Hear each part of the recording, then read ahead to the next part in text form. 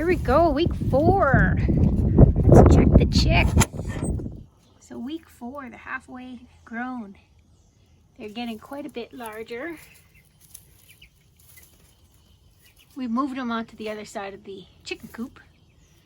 We've added in, we still have our 3 heaters at the back. We've added in a second large feeder. And we've introduced the automatic water system because they need access to water at all times. And I can't keep the containers filled.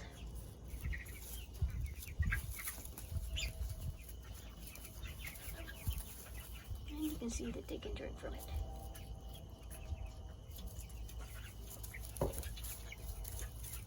It's at a height where they can access it.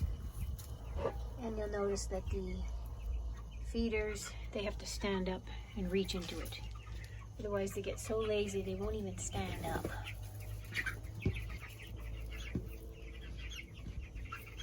They still have their yellow feathers, but they're falling off.